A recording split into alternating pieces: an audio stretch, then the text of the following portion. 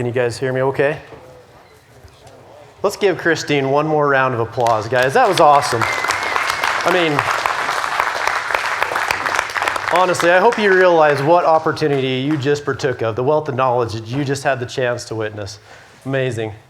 Man, who is ready for spring? Right? It has been a long winter already. And where did Robert go? Because I'm going to challenge him. He says he comes from the most harsh climate in Idaho. And you know how I can kind of prove that I'm from a little bit harsher climate in Caribou County? Oh, I wish he was here for this. But the length of your cover crop that you got to grow to keep your neck warm. That's how you know. So don't bring up the hair. It's a good thing he's out of the room. Oh, well, I'm not here to discuss with you guys today my proximity to a barber. I'm here to talk about something much more important. And as I'm going through my introduction, I've got my background of our farm here on the screen. And I'm not going to go into it that much because it's not that important, but look over it. If you've got any questions, save them till the end or till the producers panel, because I'm going to ask you to put on your mental track shoes today as we swiftly run through this presentation, because I've got about a 60-minute presentation we got to make into 20 minutes. So we'll see how it goes as we kind of run through this today. And one thing I'm not here to do today is to tell you how to farm. I'm an amateur in life and in farming, and I'm not here to tell you what to do on your own land. You guys know your land the best. You farm it, you've been around it, you've dug in it, you know it. I'm not here looking for disciples. I'm not here looking for followers. I'm not here trying to sell you anything.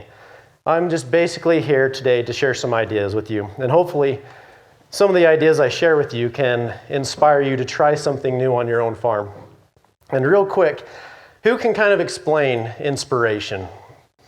I mean, how come you guys were inspired to get here, to come here, to take your time and your money to get here, to learn something new about soil health, or to learn how to be more profitable on your farm, and other people didn't take the chance to come?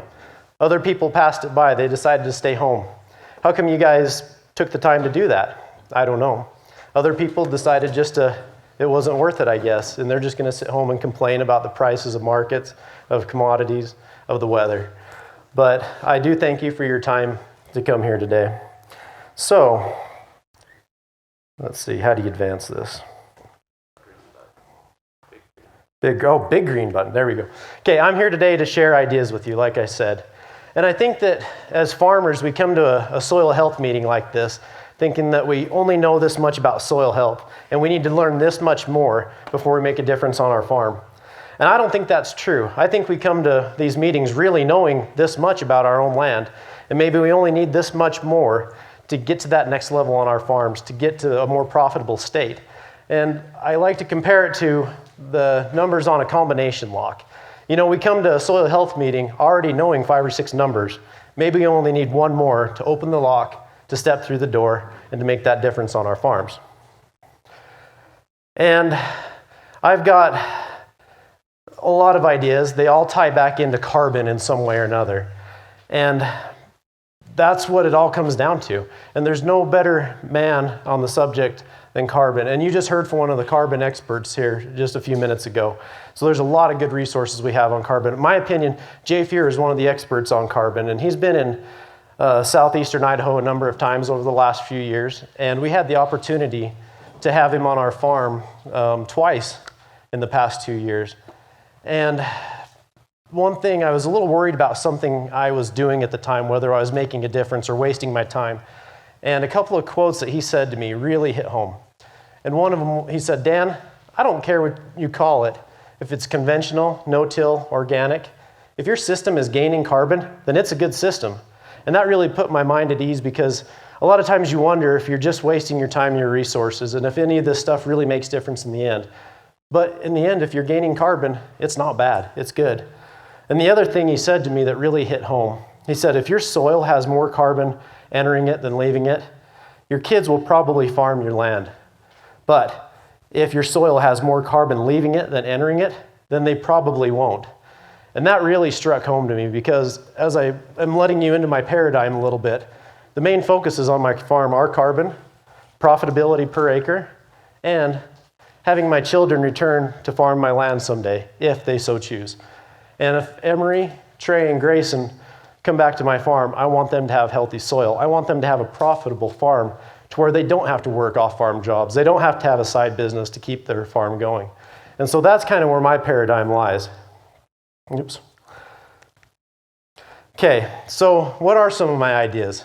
And if you've ever been to one of these meetings before, and if you've seen it already today, if you've ever been to one of these for more than 2 seconds, you've heard the 5 principles of soil health, and you've heard about my first idea, and that is no-till, as they call it in the Midwest, or direct seed, as it's known in the PNW, or zero-till, as our Australian friends usually call it. And it's many different names, but the concept's the same, how to minimize that soil disturbance. And it involves a lot of things, and I'm not going to go too into detail with it because you guys know it. We've talked about it today. It's how to keep the microbiome alive, how to reduce that disturbance, how to reduce evaporation, erosion, all those things that come when you do tillage. And for us, the soil armor is one of the main things too. And I've got a kind of a funny story to tell real quick about soil armor.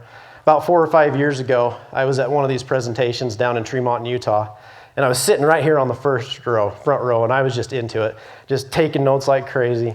And there was just this presenter up there, and he was pounding on the pulpit. He was delivering a fiery sermon from the front of the room, and just yelling and going off on it. And he locked eyes with me, and he said, "You young man, stand up, turn around and show everybody your sweatshirt." And I was wearing an Under Armour sweatshirt at the time. And he says, "That's what I'm talking about. That is the Under Armour of the soil. Show everybody what that is." And if you guys haven't guessed who the presenter was, that was Marlon Winger at the time. So, and I don't know if he remembers that or not, but that was my first interaction with Marlon that day. But that is one of the important parts of no-till is that soil armor. And I think about that every time anybody mentions that, or I see an Under Armour sweater. And so for us, no-till started about 10 years ago when we bought an 1895 John Deere single disc no-till drill. But we didn't buy it for no-till. We were 100% conventional till at the time. Our neighbor had one. His stands were amazing, and so we bought it because we wanted that accuracy of the seed placement. And so we bought it, and we had 2 drills at the time. This was going to be our 3rd. And my dad said, "This is your baby." He handed me the owner's manual. He said, "Learn this thing front and back. I want you to learn how it's supposed to function, what breaks on them, what goes wrong, how to fix it, what its purpose is." And so I did. I read the owner's manual front to back. I learned how that thing's supposed to operate. I got on the internet and researched how is this drill supposed to function so that I could do the best with it as I could. Well, he probably regrets giving me that assignment because I soon found you're not supposed to be using this in conventional tilled soils. It's a no-till drill. So we started doing that. Shortly thereafter, we started drilling into the stubble, as we called it, with our winter wheat. And that worked out really well. We did it for many reasons, but mostly to save time in the fall. If you remember back to our opening slide of our farm, we're not getting any younger on the Lakey Ranch. I'm to the point now where I can't really call myself mid-30s. I mean, I could really stretch that, I guess, if we used our imagination, but I'm getting up there. My brother's 52, and he is scheduled for back surgery here in a couple of weeks. My dad's 76, and he's got the onset of Parkinson's. And so we're really looking at ways that our farm can get over our ground quicker in the fall time. And we shoot for about 3,000 acres to plant to winter wheat, just to take the load off of our farm in the springtime. And that's worked out really well. We haven't seen any yield penalty doing no-till in the fall. It's been great for us. And in the springtime, we're experimenting with spring seeding our lentils as early as, or not our lentils, I'm sorry, our peas as early as possible, even messing around with some frost seeding and trying to get them in real early no-till. And also our later seeded cereals have been great. We have seen no decline in yield, and it's worked out really well for our farm. The one area where we do see a little bit of lag is on our cereals that we plant very early into our cold temperature soils of Caribou County. You know, a lot of times we're planting when the snow is falling. And so our cultivated ground gets up and going just a little bit quicker. It all kind of equals out in the end, and there's really no yield difference. But I'm not 100% purist on this. In fact, we're looking at maybe purchasing a shank type opener in addition to our other drills, just to get these early seeded spring cereals in and going a little quicker. And that's just a symptom of my soil not being where it needs to be yet. In the future, that should change. But for right now, if that makes a difference between our farm going all no-till or not, that's a sacrifice that I'm willing to look at. All right, well, that's enough on no-till for right now. The next one I've got to share with you, the next idea, and a little caveat I want to say about my ideas: don't take any of my ideas, as gospel truth, or you just take them with a grain of salt, because what is most important from this is I'm not trying to tell you exactly to farm the way I farm, but take it, process it, consider it, but be the author of your own conclusions on all this stuff. Anything, and I'd say that for all the other presenters as well. Take it, consider it, process it, but be the author of your own conclusions. And cover crops is just another check mark on the 5 principles of soil health, right? We've talked about it today. Not going to spend a lot of time on them, but I wanted to include them in this presentation because they are very important, but they are one of the things that trips up people on soil health probably more than anything. Why? Because we come to a meeting like this and we're told you need to have cover crops. You got to have them. And so you run out and plant them and you don't know your why.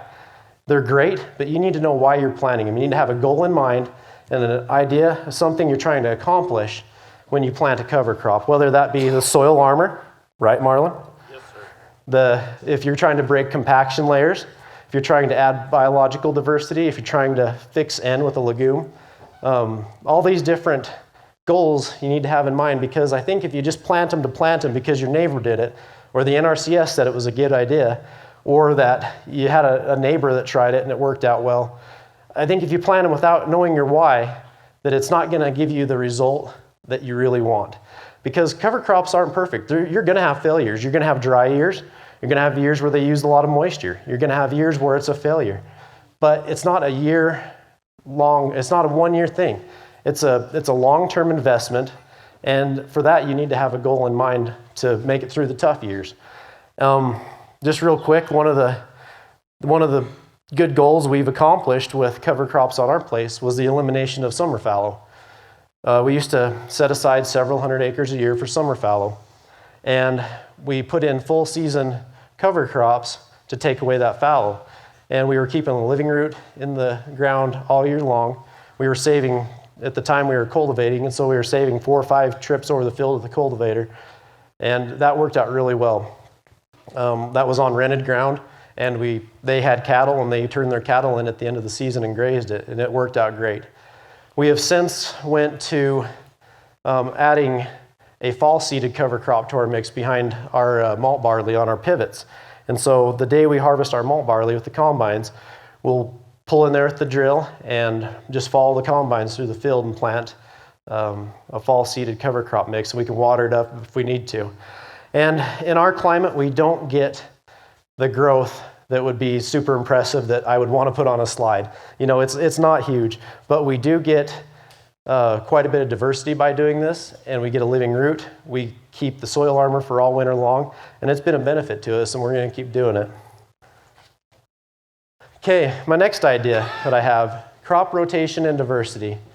And I included this idea because in southeastern Idaho, it's an extremely important idea because our irrigated cropland only usually sees a couple of crops, if that. The dry land's even worse. A lot of times we are stuck in the rotation of wheat, or substitute barley in there. And so in the past 10 years, we've seen a big jump in the number of crops that have been able to be grown in our area, mostly due to markets. I'm so thankful for companies like Mountain States Oilseeds over in American Falls that give us the opportunity to contract and grow crops like mustard, flax, safflower, and I've even talked to them about sunflowers. That's huge. That gives me an opportunity to add diversity to my farm and also have a market so that I'm being more profitable by doing this. Guys like Jeremiah Clark here in Idaho Falls, he contracts quinoa, And I also noticed that he's got a buckwheat processing facility that he's going to try and get online soon too. Both buckwheat and quinoa are extremely beneficial to the soil. We raise quinoa and it was amazing. Christine talked about saprophytic fungus, and the saprophytic fungus behind quinoa was so good that I dug it up, took a picture of it, and sent it to Chris Nichols. And she's been mentioned a little bit here today too, but Chris is kind of the expert on mycorrhizal fungi and fungi of any sorts, I guess. And so I wanted her take on that, and she gave me some interesting input. And then also companies like Wilbur Ellis, Brocky and Sons, they give us an opportunity for our pulse crops, for a lentil, for yellow peas, green peas, chickpeas, companies like that allow us to be able to grow these different crops. So that's been really nice. My grandpa started our farm in 1945, and the land he bought was farmed for 40, 50 years before that in wheat or barley. And then when he bought the farm, he broke out some state ground that was sagebrush and continued farming out the rest of his life in either wheat or barley. And he did so successfully, and he did well. But he was running on a carbon bank account that was slowly getting depleted over the years, and now we're going to have to find a way to build that back up. And the crop rotation diversity is one way to do that. My next idea, a little bit of talk about this so far today, relay, companion, and intercropping. And for those of you who don't know what intercropping is, it sounds like we've got some good information in the green cover seed book. But intercropping is the planting of usually two plants that are mutually beneficial. And it usually is a large seed and a small seed, just because it's easier to harvest and separate at harvest that way. And there's a couple of names that I wanted to mention to write down and research, and Derek Axton was one of them for you guys, and he's been mentioned a couple times today. Like Christine said, he's successfully intercropping about 6,000 acres in Saskatchewan and doing very well, all dry land, and about 12 inches rainfall, if I remember right. Just amazing results. Derek's a good mentor on stuff like this. The other guy I'd like you to write down, his name is Jason Mauck, M-A-U-C-K. Jason is from Gaston, Indiana, and his field is on the left right there. And that is a field of wheat and soybean. And what Jason does, he's one of those guys that he's just really interesting to listen to. He's on YouTube, he's on Twitter and Facebook, and he has this chalkboard. And he just takes these videos, and he's just going through these chalkboard ideas, and it's so hard to keep up with him because he's just going a mile a minute. And but just a phenomenal mind. But what he's doing is he's taking and planting his wheat in the fall, his winter wheat, on really wide spacings and really low population. So he's planting on 60-inch centers with a manure applicator, and he's planting 27 pounds an acre of winter wheat. And this manure applicator, he's putting down hog manure with it, and he's winter wheat all in once on 60-inch. And as you can see, the wheat is kind of wide row. And that's partly due to how wide of strip the manure applicator is, but it's also due to the architecture of the plant, because there's so much room to grow on that 60-inch center that it just branches out and goes crazy. But Jason is then coming back in the springtime and planting his soybeans in between the wheat rows. So the wheat will continue to mature. The wheat matures first. He comes in, harvests the wheat, and then the chaff will spread over the soybeans. He's got a little bit of a mulch there. But then the soybeans, which have been starved of light up to this point, all of a sudden get all this light, and they just go nuts. They take off, they explode. And he actually broke the Indiana state record 2 years ago with this system. And he produced 108 bushels per acre of soybeans on dry land. Very impressive. His wheat yield, for Midwest standards, isn't that impressive. I think that particular year he harvested 37 bushels an acre of winter wheat. But it's not about the wheat yield. It's about the contribution margin that wheat gives to the soybeans and what it does to the architecture of the plants, how it interacts with photosynthesis. He's got a living cover all winter long. A lot of neat things that happen there. So he's a heck of a follow if you're looking for someone with some good ideas. The picture on the right, and just another mention about Jason's system. Jason, he's in Indiana. We aren't going to do it here in Idaho like he does it in Indiana. But it's one of those things, how can we maybe take some of his ideas and twist them, change them just a little bit, and glean some information of it and see what we can do with our system. It might be more like a companion crop, where we plant a radish or a pea along with our cash crop and give some benefit. One thing that a companion crop has done for us, we have wireworm pressure. I know none of you guys have wireworm pressure in your wheat fields, but we do a little bit. And by planting a pea in furrow with the wheat, there's something about that germinating pea seed that the wireworms like more than the germinating wheat seed. And there's been some studies done on this in Canada. I think the University of Saskatoon was the trial that I read. But they will leave your wheat alone and burrow into the germinating pea seed. You're not killing the wireworms. You're not knocking their population out. You're just kind of keeping them just happy, and so they're not gonna worry and go after your wheat, and so you don't see that impact as much. And that's kind of been important as we see the tools taken away in recent years. And so the picture on the right is from one of my intercrops, and it's kind of hard to tell on the screen what it is, especially with the seeds being the same color, but that is malt barley and yellow peas that we did, and that was just a home run for us. We were told it wasn't going to work. You're not going to hardly get any peas because they're going to be out competed by the malt barley. They said if you do get it to harvest, you're going to have pea splits in your malt barley, and your malt's going to be rejected. It's going to be a waste of time. It's going to be pig feed. And so we didn't care. We opened the concave all the way up on our combines, and this is actually, you can't see it very good, but I am standing on the platform of my combine ladder. I had just reached into the grain tank and pulled out a sample, and that's how clean and non-broken, it is a gleaner. It's a gleaner.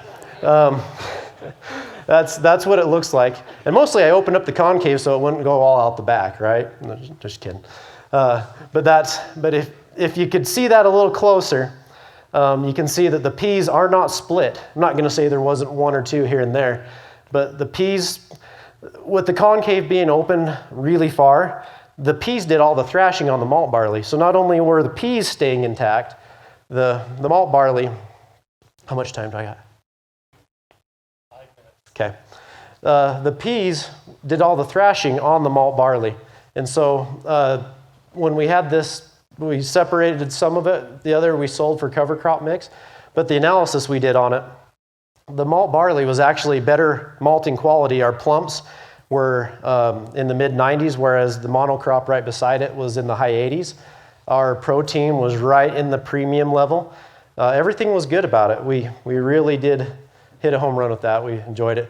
This is my sunflaxers, and this was an intercrop I did with sunflowers and flax. Worked out great. No nitrogen, no synthetic fertilizer applied anywhere on that. Worked out really well. This is the malt barley that we've been talking about. And the reason I included this slide was because this was on a part of the field that always lodges, always on our barley. And you can see the pea plant, You can see the pea plant in there is holding up the malt barley. And we didn't have anything lodge in this field. And so that worked out on so many levels. We had success with that. And we've done peas and mustard. We've done peas and flax. We've done radish and pea. There's quite a few that we've had some success with and others that not so much. The other idea I'd like to talk about is niche crops and value-added opportunities. If you remember back to the opening slide, it had that picture of us, and this is where it came from. This is the cover of the Organic and Non-GMO report, and this was from something that we took part of this year with Anheuser-Busch, where we participated in their Contract for Change program. If you guys watched the Super Bowl, you got to see the ad that was there on Sunday.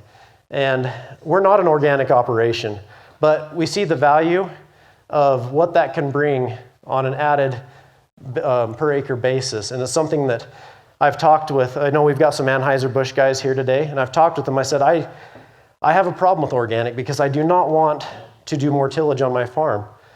But I can see the value in this opportunity, and that someday maybe we could turn this into a no-till organic situation where we're roller crimping rye and growing our malt barley that way, something. But we wanted to see what we could do with that.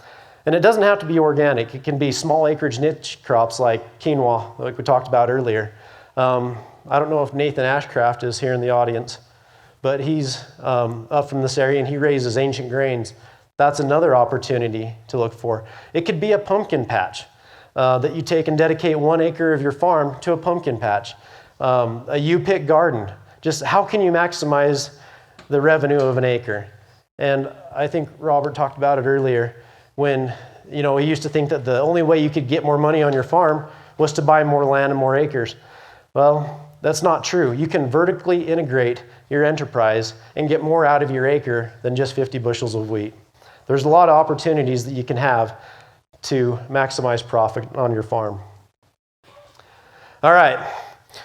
This next idea is probably the most controversial thing that I do, and I've never shared it publicly before. And it's something that Marlon and Cameron have lovingly dubbed the carbonator. And just real quick, I'm capturing my diesel exhaust from my tractor. I'm recycling it, reusing it. We're injecting it into the seed tank of our drill, coating it with the carbonic acid. The CO2 travels back through the drill and into the furrow. It can be done on irrigation motors where we inject it in the main line of a pivot. There's a whole lot of different things going on here, and it takes a long time to explain exactly how this works, but the CO2 that travels into the furrow, we're using it to help stimulate microbiology. And we've been doing this for 4 years now on about 4,000 acres a year. And on these acres, most of them we've gone to zero synthetic fertilizer, and our yields haven't decreased. There's some acres that we still do have to supplement a little bit. But I'm not saying try this. I'm saying think out of the box. Think about how we can get more benefit from our ground, how we can take an unused resource and convert that into something that can put dollars in our pocket and better our soil. So don't need to do it just like I do it, but how can we think out of the box just a little bit? Okay, my last idea I'm going to share with you today is the idea of the social network.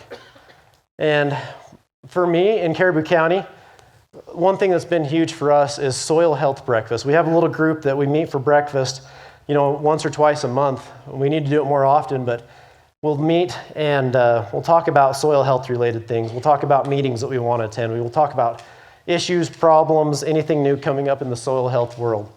In the growing season, we'll take and hop in a pickup or two and go out and do crop tours. And that's been hugely beneficial. We'll take shovels, penetrometers, infiltration rings, soil probes, pH meters, all these things that can help us evaluate the health of our soil. And honestly, the most valuable tool is that shovel. Make sure you always have one in the truck with you. But that's been hugely beneficial because when my grandpa was my age, he had a small peer group that they would go out and do crop tours and talk about things with the different farmers around the area. And he never talked about it with me, but I found newspaper clippings of this group they had. Well, my dad's generation went away from that. With the expansion and the intensification of agriculture in the 60s, 70s, 80s, 90s, everybody got so competitive for land, that social network went away. They quit talking to their neighbors about their practices because what if we give up a competitive advantage to the neighbor? And it's so cutthroat now that you don't share with your neighbors. And I think that needs to come back. In my generation, we're trying to bring this back a little bit because we have to. Agriculture is in a spot right now where we need to find solutions and we need to share ideas with each other. And that's what I'm trying to do today. But meetings and events like this, local, national, like No Till on the Plains, I've been all over the country to some of these meetings. And it's so neat to interact with farmers from other areas and get their insights and inputs on what they're doing.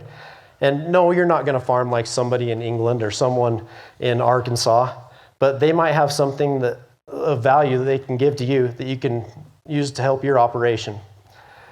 And then lastly, Twitter, Facebook, Instagram, and YouTube.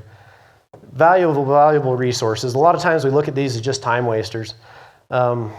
But there is so many good groups on Facebook, so many bright minds on Twitter, so many good valuable videos on YouTube. Take time to look it up and see if there's something that you can learn. And with that, I'd like to leave you with my contact information. I would love to hear from any of you guys if you've got questions on anything I'm doing, on the numerous failures I've had, or any of the successes I've had. But there's my email address, my phone number, my Twitter handle. Cameron says the only way he can get a hold of me is to tweet at me. Might be a little truth to that. But and my address if you want to send me a letter. But I'd love to hear from you guys. You probably more than you want to hear from me. I think you get sick of talking to me before I get sick of talking to you. So with that, I want to thank you for your time and attention. I'll turn the time back over to Cameron.